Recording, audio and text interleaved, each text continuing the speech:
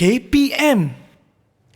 Assalamualaikum, selamat sejahtera kepada anda yang sedang menonton Mahir at Didik TV KPM ketika ini. Apa khabar adik-adik semua? Dah bersedia ke belum untuk kita memahirkan diri kita dalam satu lagi mata pelajaran yang Kak Rina rasa memang sangat penting, apatah lagi untuk adik-adik yang berada di sekolah menengah atas. Hari ini mata pelajaran yang dipilih untuk kita mahirkan diri kita adalah berkenaan dengan ekonomi. Tapi apa tajuknya? Sekejap lagi Kak Rina akan kongsikan. Baik, sebelum tu Kak Rina nak wawarkan kepada adik-adik semua. Ini berkenaan dengan kes COVID-19 yang melanda negara kita, di mana kita masih lagi berjuang dan kita masih lagi perlu untuk mematuhi SOP yang ditetapkan kita. Jadi apa yang kita perlu lakukan adik-adik sebagai rakyat, sebagai masyarakat, perlu untuk terus mematuhi SOP yang ditetapkan, seperti memakai pelitup muka dan sentiasa kena mencuci tangan walaupun hanya berada di rumah. Kalau dah keluar rumah, jangan lupa untuk bawa gel pembasmi kuman, sentiasa sanitasi tangan anda. Dan kalau adik-adik berjumpa dengan rakan-rakan atau sesiapa sahaja ke kedai dan sebagainya di tengah beratur tu, pastikan ada jarak di antara adik-adik dan juga individu lain sekurang-kurangnya 1 meter. Kita masih lagi berjuang untuk menentang wabak COVID-19. Okey adik-adik, rasa Kak Rina kan semua dah tak sabar nak mengikuti kelas kita pada hari ini berkenaan dengan mata pelajaran ekonomi. Tapi kenalah ada guru penyampainya. Okey, jom kita saksikan serba sedikit profil guru penyampai pada hari ini. Jom.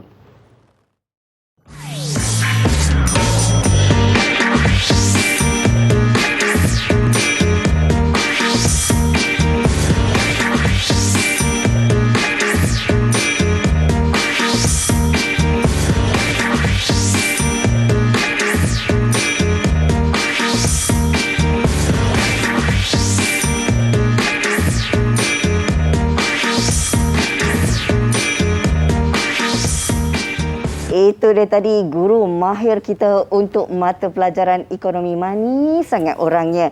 Ini dia Kak Rina nak alu-alukan kehadiran Cikgu Muspirah Ahmad Salim dari Sekolah Menengah Kebangsaan Pendidikan Khas Setapak, Kuala Lumpur. Apa khabar Cikgu? Alhamdulillah.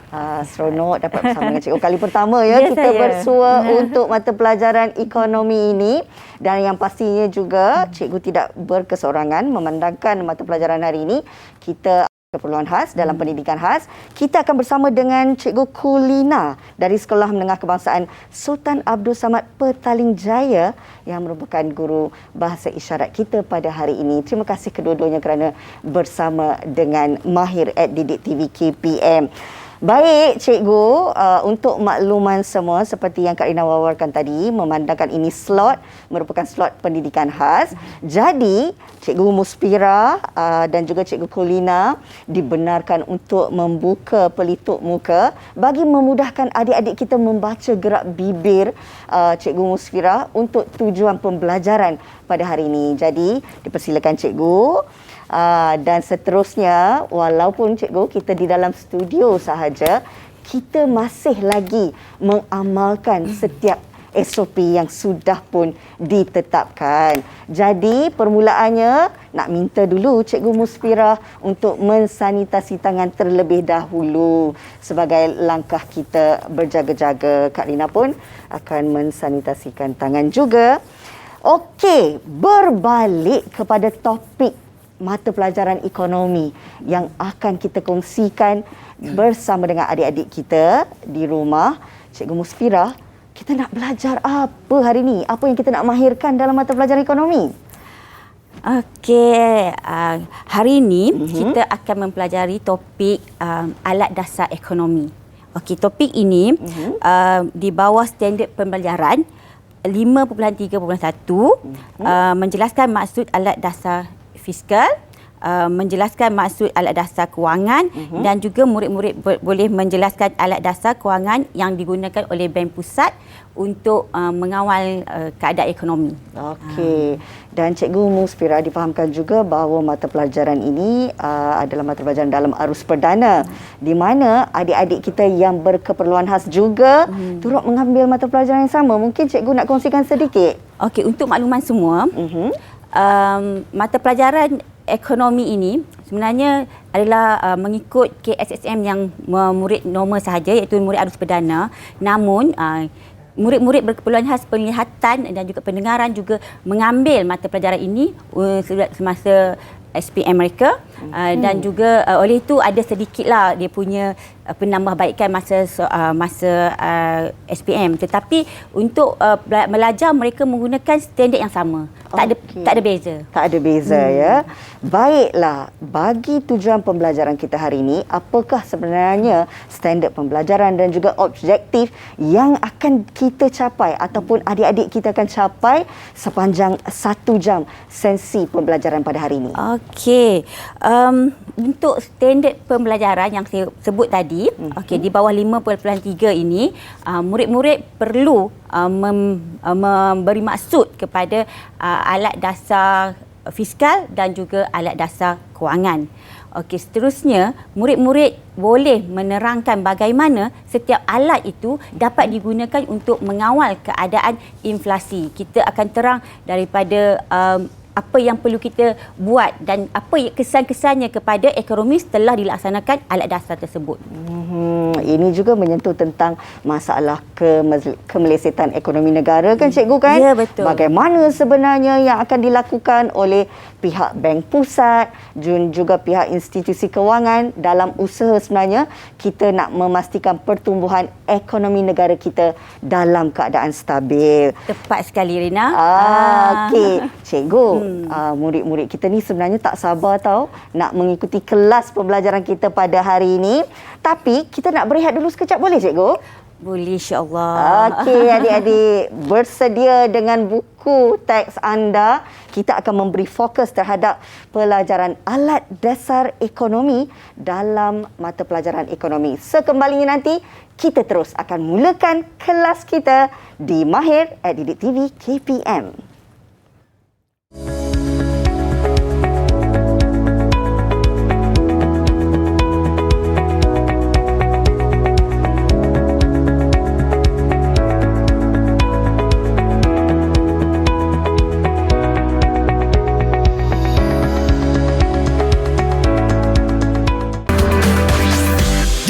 TV KPM. Didik TV KPM. Bank Negara Malaysia menurunkan kadar dasar semalaman OPR kepada 2.75% daripada 3%. Pengurangan OPR ini merupakan langkah awal untuk peroleh trajektori pertumbuhan yang lebih baik serta kestabilan harga. Kali terakhir kadar OPR berada pada paras 2.75% adalah tahun 2011. Dalam kenyataan dasar monetari pertama tahun ini, BNM berkata ekonomi global dijangka terus berkembang pada kadar sederhana tahun ini. Petunjuk semasa dan ketegangan perdagangan yang reda menjurus kepada peningkatan aktiviti perdagangan global. Pada masa yang sama, pelonggaran dasar monetari di beberapa ekonomi dijangka terus menyokong aktiviti ekonomi. Namun risiko penurunan pertumbuhan ekonomi kekal ekoran ketegangan geopolitik dan ketidaktentuan dasar di beberapa negara boleh menyebabkan kemunculan semula ketidaktentuan pasaran kewangan. Menurut BNM, inflasi utama pada purata 0.7% pada 2019 diunjur meningkat tahun ini namun kekal sederhana. Bagi penganalisis ekonomi pula, penurunan kadar OPR adalah tepat pada masanya bagi merangsang ekonomi negara. Pastinya ia akan memanfaatkan pengguna dalam bentuk kos pembiayaan yang lebih rendah. Ini termasuk pembelian dan pinjaman rumah yang bersandarkan kepada kadar pinjaman asas BLR. Okey adik-adik, itu dia tadi sedikit ringkasan daripada klip buletin utama. PR, Overnight Policy Rate atau kadar dasar semalaman. Cikgu, nak tanya juga Cikgu, dah kita menonton buletin utama tadi berkenaan dengan OPR, apa agaknya perkaitannya dengan mata pelajaran yang kita nak belajar pada hari ini? Okey, murid-murid. Sebenarnya video tadi, cikgu nak tunjukkan bahawa kerajaan melalui Bank Pusat telah menjalankan satu usaha lah untuk mengawal keadaan ekonomi kita, di mana sebenarnya OPR itu akan memberi kesan kepada BLR pinjaman dekat bank-bank lah. Okay. So ini akan memberi kesan kepada kos pinjaman. So dia akan menurunkan kos pinjaman. Ini sebenarnya dia akan menarik minat individu dan juga institusi kewangan untuk membuat pinjaman. Bila banyak pinjaman, so mesti akan ekonomi kita akan boleh berkembang, insya-Allah. Okey, baik Cikgu Musfira. Untuk topik kita berkenaan dengan alat dasar ekonomi.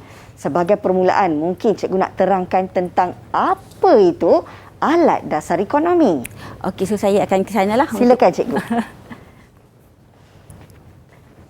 Okey, murid-murid.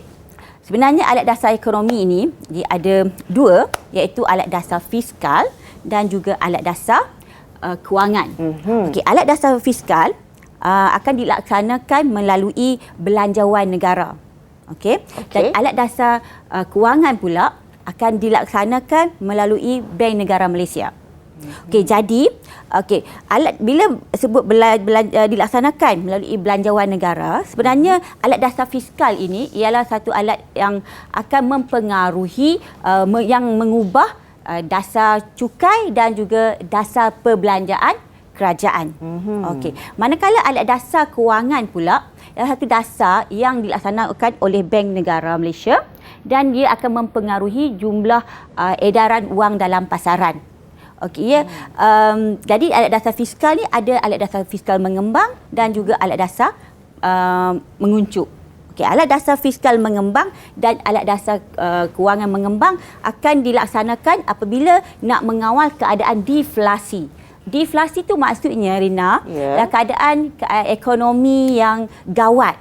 Okey, iaitu keadaan ekonomi di mana ramai pekerja yang menganggur tinggilah. Pengangguran yang tinggi, Rina. Okey. Manakala keadaan yang kedua di mana alat dasar menguncup ini akan dilaksanakan apabila nak mengawal keadaan inflasi. Inflasi ialah keadaan di mana harga barang meningkat berterusan di pasaran.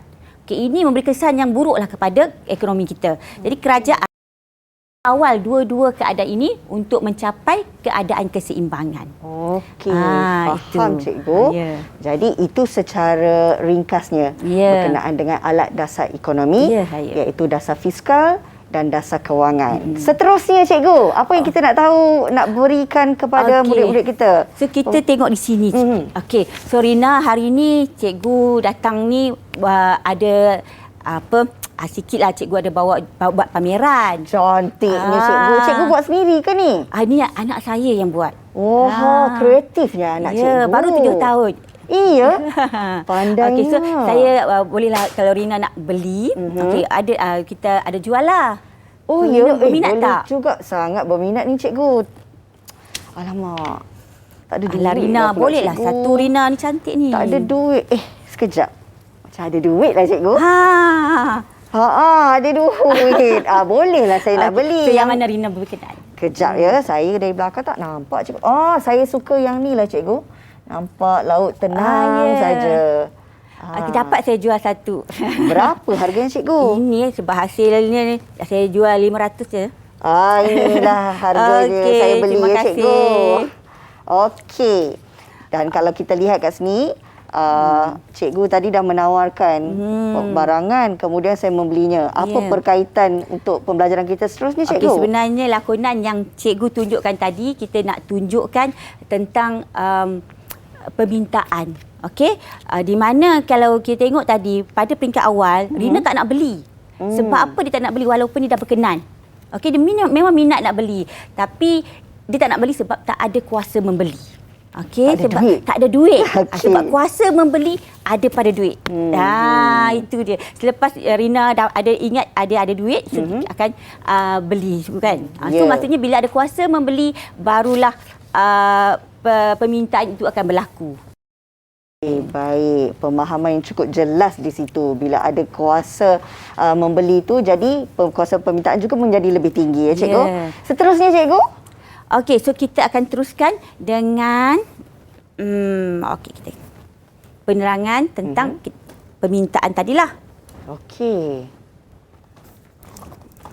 Boleh cikgu? Saya pusing sana lagi Okey. Okey. Seterusnya kita akan tengok macam mana alat dasar fiskal dan alat dasar menguncup tadi dan juga alat dasar kewangan mengembang dan alat dasar kewangan menguncup ni dapat mengawal keadaan ekonomi tadi, nak mengawal inflasi dan juga nak mengawal deflasi. Ini yang saya akan terang sekarang. Okey. Okey. So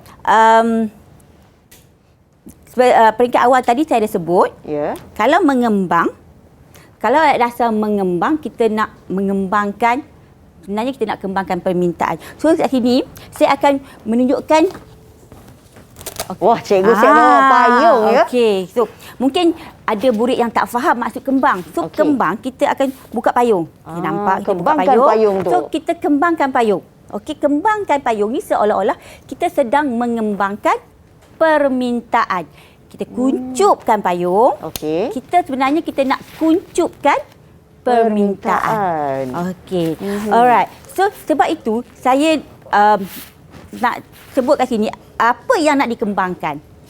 Okey, seperti tadi kita cakap tentang permintaan. Betul? Sebenarnya dalam ekonomi dalam ekonomi permintaan sangat penting.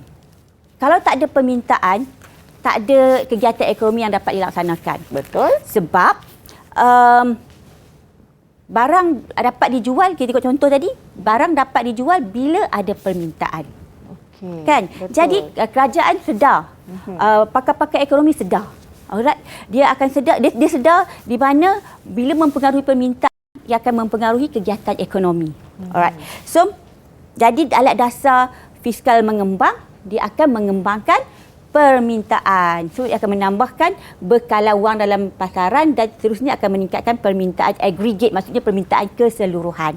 Sama juga alat dasar fiskal mengembang akan mengembangkan permintaan, akan meningkatkan permintaan. Okey, sebab kita tahu sebenarnya nak kawal deflasi iaitu keadaan kemesyatan, kita perlu tambahkan permintaan supaya keadaan ekonomi merancak. So dapatlah menyelesaikan masalah deflasi. Okey, seterusnya mengurangkan alat dasar fiskal menguncup dan juga alat dasar kewangan menguncup sama. Yang perkataan menguncup itu dia akan mengurangkan permintaan aggregate. Yang ini bertujuan untuk mengawal inflasi. Cuma kalau di bawah alat dasar kewangan ada satu step lagi sebelum ni nak mengurangkan permintaan aggregate, kita perlu mengurangkan bekalan wang dalam ekonomi. Okey Rina, saya ada buat tulisan braille ni Rina. Okey. Rina boleh baca ke? Nak try baca ke? Saya tak biasa sebenarnya tulisan braille ni cikgu. Kena pegang ke cikgu? Ya, kan? sentuh. Okey, braille, cara membaca braille ialah menggunakan sentuhan. Okey. Okey. Ini kalau belajar faham, Kalau cikgu. kita perasan juga, kenapa saya guna putih je, saya tak pakai color-color. Cuma putih ni pun penting untuk murid-murid penglihatan. Kerana kalau kita banyak color, tak bagus. Okey. Sebab dia akan mengganggu. Faham, cikgu. Sebab tu saya punya ni, kita gunakan background hitam dan juga dia punya background tulisan ni kita pakai putih untuk dapatkan kontra. Itu sedikit info tentang murid-murid penglihatan lah. Sebab itulah kat sini kita tengok ada tulisan braille ya, bagi memudahkan murid-murid kita membaca tentang alat dasar ekonomi ni ya cikgu. Betul. Okey. Okey. So mungkin berkaitan dengan cara mengawal inflasi dan deflasi tadi, so, keyword dia adalah mengawal permintaan. Okey, kita meningkatkan permintaan untuk mengawal deflasi. Kita kurangkan permintaan untuk mengawal inflasi. So ingatlah konsep payung kembang, payung kuncup. Kembang untuk kembangkan permintaan. Kuncup untuk kuncupkan permintaan. Cikgu, Okey, mungkin saya nak tanya satu soalan. Kalau tadi bila cikgu menyentuh tentang kita nak mengawal inflasi, bagaimana dasar fiskal ini digunakan untuk mengawal inflasi? InsyaAllah kita akan masuk segmen ketiga nanti, kita akan terang lebih lanjut macam mana kita nak kawal inflasi dan juga kawal inflasi deflasi menggunakan alat dasar fiskal dan juga alat dasar kewangan ini. So yang tu kita akan pergi lebih dalam. Okey. Daripada segmen ini, apa lagi yang perlu murid-murid faham tentang konsep ini, cikgu? Okey, sebenarnya kalau murid-murid tak faham maksud inflasi dan deflasi juga masalah. Okey. So sebenarnya sebelum kita belajar ini, kita sepatutnya kita faham maksud inflasi dan deflasi lah. Okey, sebenarnya inflasi ialah keadaan di mana harga barang meningkat secara berterusan tanpa ada batas. Sebab apa? Sebab permintaan yang terlalu banyak di pasaran. Saya tahu kenapa, cikgu. Sebab setiap orang dia ada kuasa beli yang banyak. Betul, Rina. Jadi itu menyebabkan inflasi, ya, cikgu? Betul. Okey, tapi kalau situasi deflasi bagaimana, cikgu? Deflasi terbaliklah. Di mana masyarakat tak ada kuasa beli. Okey, bila tak ada kuasa beli, firma jual barang tak ada siapa nak beli. Okey, menyebabkan firma-firma akan tutup kilang. Kita kata keadaan ekonomi menjadi lembab lah. Bila tutup kilang, ramai pengangguran. Pengangguran akan menjadi semakin tinggi. So kalau kita tak tambah kuasa beli masyarakat, tak tambah permintaan, keadaan deflasi tadi akan makin teruk. Bila dah makin teruk, memang tak boleh nak dikawal lagi. Sebab itu kita kena kawal pada peringkat awal. Baik. Okey. Faham, cikgu. Baik. Dari segi dasar fiskal dan dasar kewangan ini, apa bezanya, cikgu? Okey. Sebenarnya dasar fiskal kita laksanakan melalui belanjawan negara. Okey, kerajaan akan bentangkan belanjawan setahun sekali lah untuk tahun yang akan datang. Untuk tahun kewangan yang akan datang. Biasanya kita akan bentang pada hujung tahun daripada bulan September hingga bulan Disember antara masa itulah.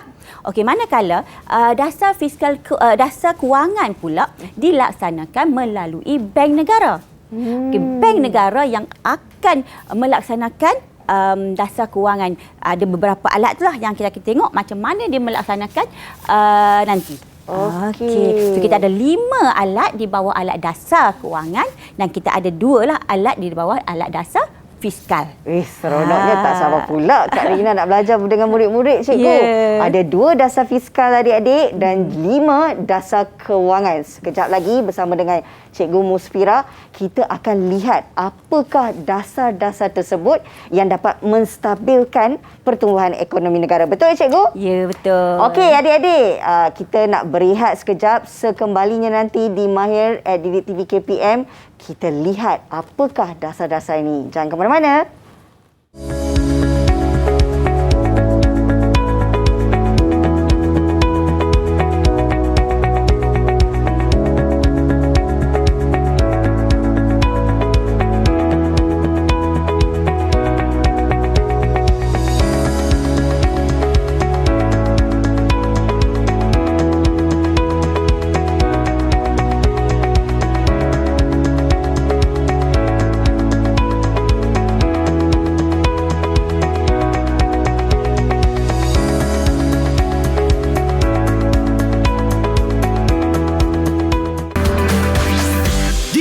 TV KPM.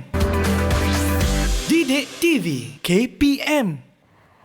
Okey adik-adik, kembali lagi dalam Mahir at Didik TV KPM bersama dengan Cikgu Musfira. Ketika ini kita tengah belajar mata pelajaran ekonomi, nak memahirkan diri kita tentang alat dasar ekonomi. Yang mana tadi Cikgu Musfira dah sebutkan ada 7 alat dasar ekonomi, 2 dalam dasar fiskal dan 5 lagi dalam dasar kewangan. Cikgu, depan kita ada papan putih ini dan juga tertera di sini dasar fiskal, dasar kewangan. Cikgu Musfira mungkin nak terangkan? Ya. Terima kasih, Rida. Sama-sama. Okey. Kita seperti yang saya cakap tadi, di bawah dasar fiskal kita akan mengubah kadar cukai dan juga kita akan mengubah perbelanjaan kerajaan. So alatnya ialah cukai dan perbelanjaan kerajaan. Okey. So, bawah dasar kewangan pula, kita ada 5 alat. Iaitu rizab berkanun, rizab tunai, kadar faedah, syarat sewa beli dan juga surat jaminan kerajaan. Okey, ini adalah 7 alat yang akan kita bincangkan untuk mengawal keadaan inflasi dan juga deflasi. Okey, makna kita kawal inflasi dan kawal deflasi tu maksudnya kita nak capai kestabilan ekonomi lah, Rina. Ya, baik cikgu. Baik, bila menyentuh tentang dasar fiskal yang dibagikan pada cukai dan perbelanjaan kerajaan ini, mungkin ada dalam kalangan murid-murid yang tertanya-tanya, cikgu, apa cukai ni?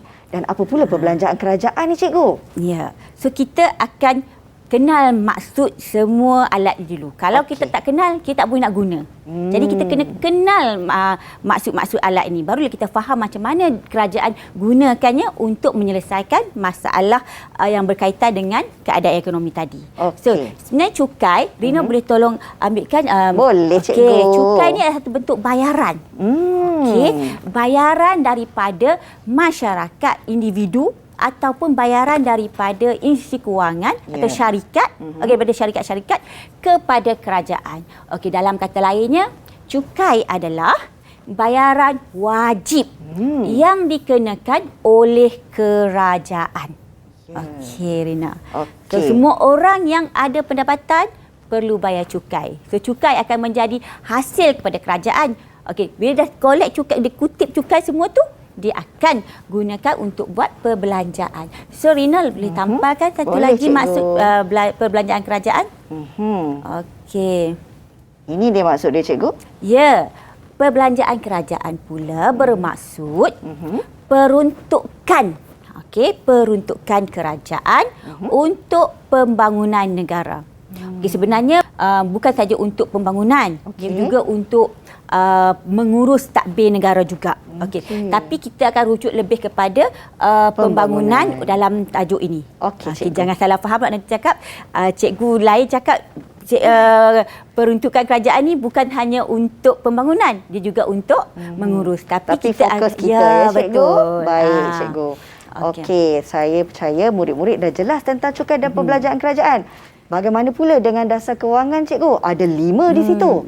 Okey, di bawah dasar kewangan, iaitu di bawah Bank Negara. Bank Negara akan mengarahkan bank-bank perdagangan di Malaysia untuk mengubah alat-alat inilah. Okey, iaitu alat rizab berkanun, rizab tunai, kadar faedah pinjaman, syarat sewa beli dan juga surat jaminan. So, mesti adik-adik, murid-murid tertanya-tanya apa maksud rizab berkanun dan semualah. Betul. Okey, so cikgu akan terangkan maksud setiap alat ini. Okey, rizab ni sebenarnya kata kepada simpanan sebenarnya. Okey, dia adalah simpanan wajib juga. Okey, siapa yang wajib simpan? Okey, yang ini ialah rizab berkanun. Ya, berkanun ni kita tengok perkataan berkanun ni macam kerajaan lah kan. So, dia lebih kepada simpanan wajib bank perdagangan di bank pusat. Okey, setiap bank perdagangan di Malaysia ini perlu ada simpanan di bank pusat. Bank negara lah, cikgu? Ya, betul. Bank Negara Malaysia, BNM itulah. Okey. So, dia mesti simpan, ada kadar yang telah ditetapkan. Dia boleh naik dan turun. Cara nak kawal dia sama ada dia nak naikkan ataupun turunkan lah nanti. Adakah berdasarkan kepada situasi ekonomi negara, cikgu? Yes, betul. Akan berdasarkan kepada situasi. Baik, faham. So, yang kedua ialah rizab tunai pula adalah simpanan juga. Simpanan wajib juga. Okey, simpanan wajib wang tunai di bank perdagangan. Pihak mana yang simpan? Sebenarnya bank perdagangan sendiri yang simpan. Contohnya bank A simpan wangnya di bank sendiri. Ya, betul. Faham? Dan dia kena simpan wang itu, dia tak boleh dibelanjakan untuk tujuan memberi pinjaman kepada orang ramai.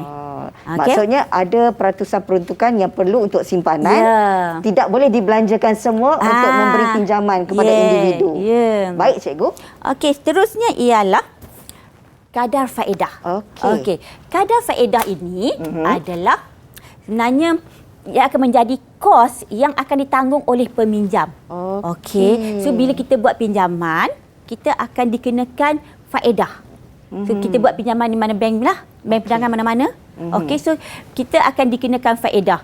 So faedah itu akan menjadi kos yang perlu ditanggung oleh peminjam. Pinjam 2,000 mungkin kena bayar 2,500. 500 itulah yang dipanggil sebagai faedah. Yang ditanggung peminjam. Yang ditanggung oleh peminjam. Okey, jelas cikgu. Okey, seterusnya kita tengok syarat sewa beli. Okey, sebenarnya ini ialah syarat tentang syarat dan terma semasa membuat pinjaman secara sewa beli. Ini khusus untuk pinjaman yang sewa belilah, seperti kita membeli kereta. Kita membeli kereta sebenarnya kita bukan membeli, kita sebenarnya kita bayar sewa je setiap bulan.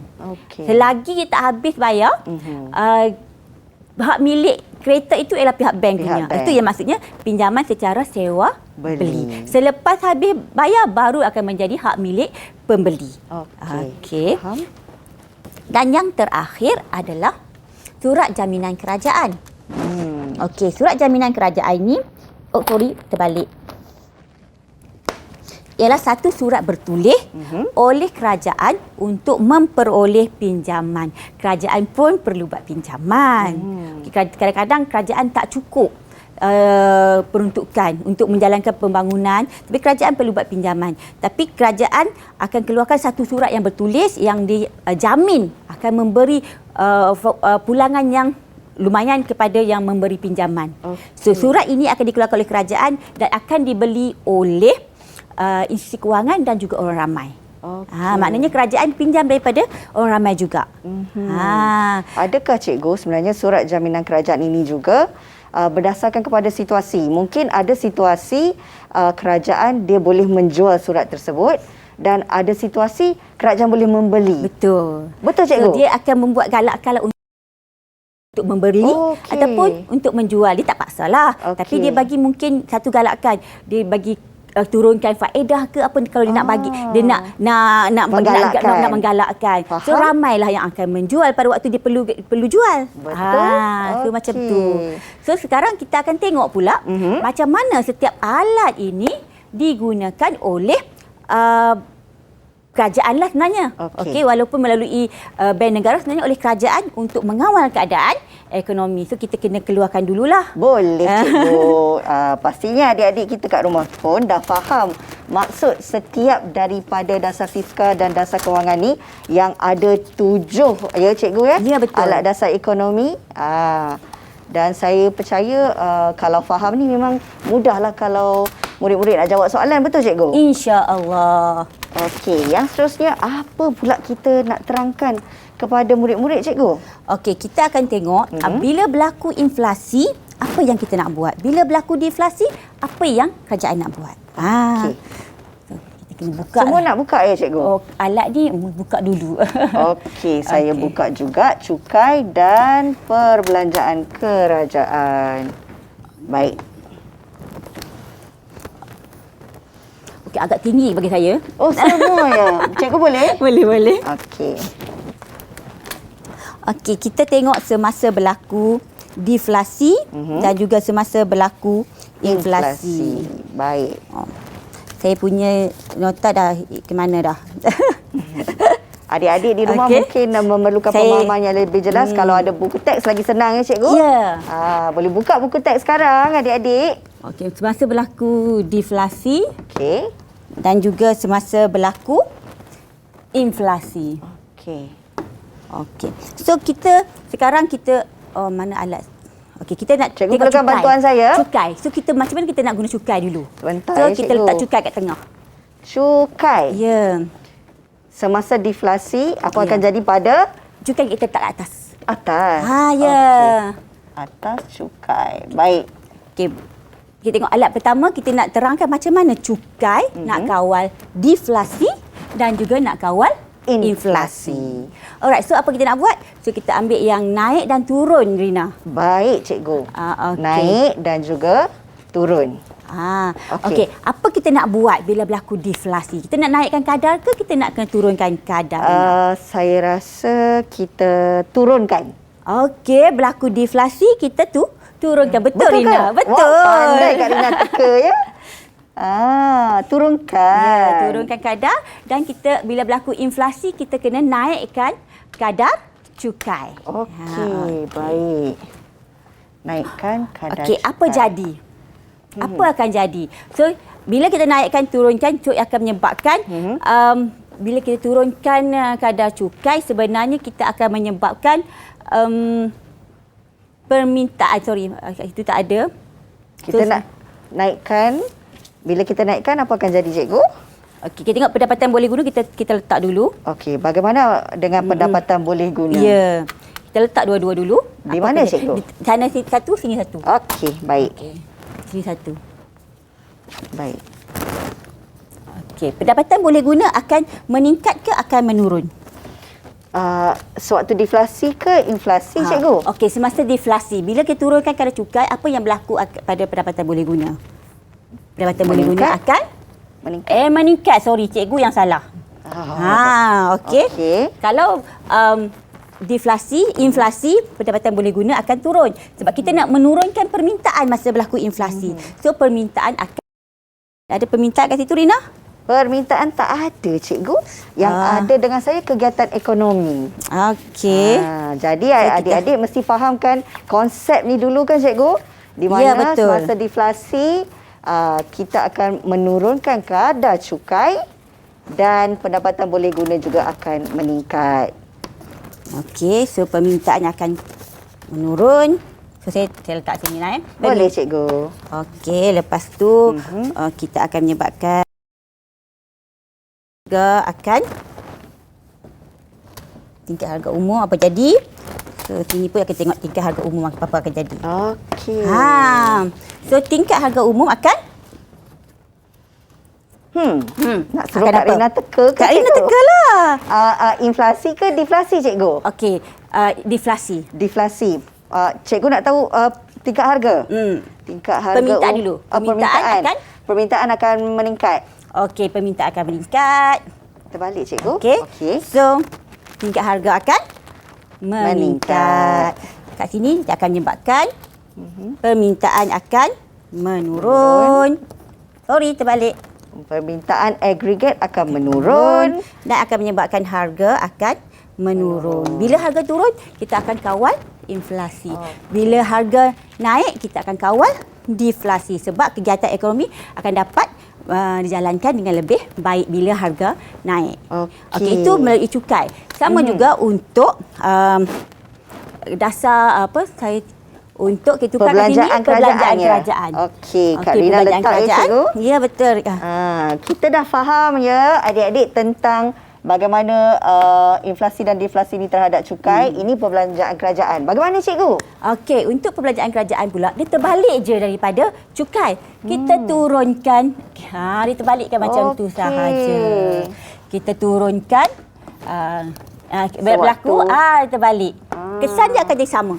Kesan sama, cuma kita nak pastikan sama ada dia naik atau diturunkan. Apa yang kerajaan kena buat. So, bila berlaku deflasi, kerajaan kena naikkan perbelanjaan supaya dia dapat menjalankan projek-projek pembangunan. Jadi adalah peluang pekerjaan. So pendapatan boleh guna meningkat, permintaan meningkat dan tingkat harga umum akan meningkat. Okey, semasa inflasi diturunkan turunkan perbelanjaan kerajaan akan menyebabkan pendapatan boleh guna menurun, permintaan agregat menurun dan tingkat harga akan menurun. Akan mengawal inflasi. So kita tengok yang seterusnya. Kita yang melalui 5 alat lagi yang lain. Okey. Ini dasar kewangan ni, cikgu? Yang ni tadi dasar fiskal. Sekarang tadi dasar fiskal dan yang ni dasar kewangan. Rizab berkanun. Kita tengok rizab berkanun. Okey. Rizab berkanun. So apa kita nak buat dengan rizab berkanun? So berlaku inflasi dan juga berlaku deflasi. Okey, sama juga bila berlaku rizab berkanun, bila berlaku deflasi kita kena naikkan. Saya turunkan. Saya teka je, dah lupa cikgu. Lama tak belajar. Inflasi kita kena naikkan. Okey, saya terbalik. Okey, faham? Okey. Jadi, maksudnya semasa deflasi, kerajaan akan menurunkan rizab berkanun. Baik, faham? Okey, so kesan dia samalah. Kita tengok sekarang seterusnya kepada untuk rizab berkanun dan rizab tunai sama je. Okey. So kita terus kepada kadar faedah. Okey. Kadar faedah. Kadar faedah. Apa kita nak buat dengan kadar faedah? Bila berlaku inflasi, kita nak buat apa? Ya, inflasi kita naikkan. Betul. Tu kita payah ubahlah. So, sama Okey. kita naikkan kadar faedah berlaku inflasi, turunkan kadar faedah berlaku di deflasi. Okey, surat jaminan kerajaan. Surat jaminan kerajaan. So apa nak buat dengan surat jaminan kerajaan? Okey, yang ni sama ada nak jual ataupun nak membeli. Okey. Okey, bila berlaku inflasi kita nak jual ke kita nak beli? Semasa inflasi kita jual. Betul Ya, betul. Jadi masa berlaku inflasi kita jual surat jaminan kerajaan. Masa berlaku deflasi kita beli. Okey, faham. So kesan dia akan jadi macam tu. Tetap sama. Tetap sama. Okey, seterusnya kita nak okey, so kita akan tengok yang seterusnya, yang cikgu. seterusnya yang terakhir. Okey, syarat sewa beli. Okey, syarat sewa beli nak ketatkan ke nak longgarkan? Sewaktu inflasi ke deflasi, cikgu? Inflasi kita ketatkan. Yes. Supaya kuasa membeli kurang. Semua orang dapat menyimpan duit. Sebab tak boleh buat syarat yang ketat, tak boleh nak buat pinjaman. Baik, faham. Okey, itu adalah yang perlu dilakukan oleh kerajaan untuk mengawal inflasi dan juga deflasi. Okey, faham cikgu. Seterusnya apa yang kita nak kongsikan lagi dengan murid-murid cikgu? Sebab dekat Kak Rina ni ada tentang kegiatan ekonomi. Okey, sebenarnya kita patutnya kat sini kegiatan ekonomi akan berubah jugalah. Apa akan jadi dengan kegiatan ekonomi, bila cikgu? Sebenarnya, bila contoh kat sinilah. Bila kita melonggarkan syarat sewa beli, okey, so akan menyebabkan apa syarat tu dulu sebenarnya? Syarat tu ialah kita panjangkan tempoh. Betul. Tempoh pinjaman. Dikelonggarkan kita panjangkan. Betul. Itu antara syarat yang ada dalam sewa beli. So akan menyebabkan pinjaman bertambah. Okey, pinjaman bertambah. So dia menggalakkan kegiatan ekonomi. So ada orang ada kuasa beli ini akan menyebabkan firma dapat mengeluarkan barang dengan lebih baiklah. Kalau syarat sewa beli diketatkan, maksudnya tempoh pinjaman itu dipendekkan. Sebenarnya situasi apa yang berlaku, cikgu? Inflasi ke deflasi? Kalau diketatkan, inflasi lah. Kita nak kawal inflasi. Sebab kita kalau nak kurangkan permintaan.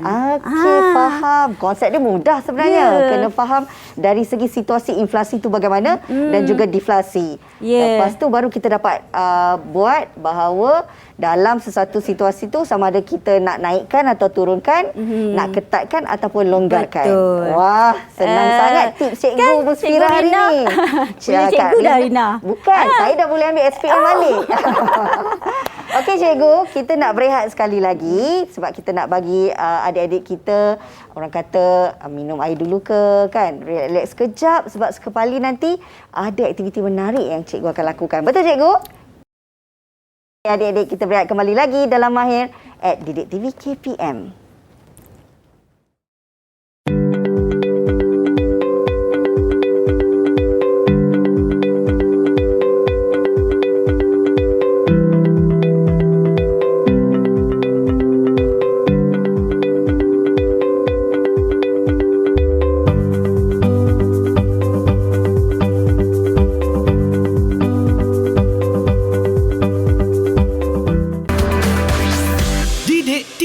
KPM. Didik TV KPM.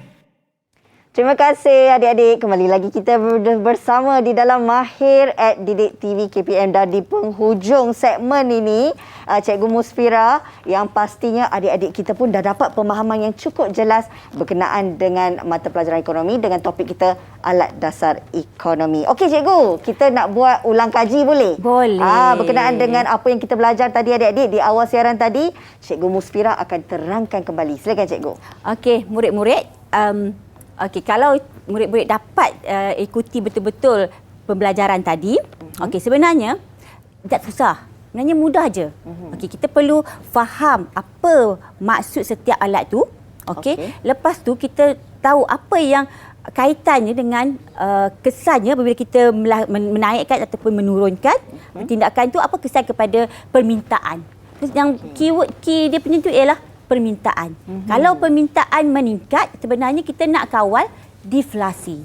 Kalau kita laksanakan tu mempengaruhi permintaan tu menyebabkan permintaan menurun, sebenarnya kita nak kurangkan permintaan, jadi kita nak kawal inflasi.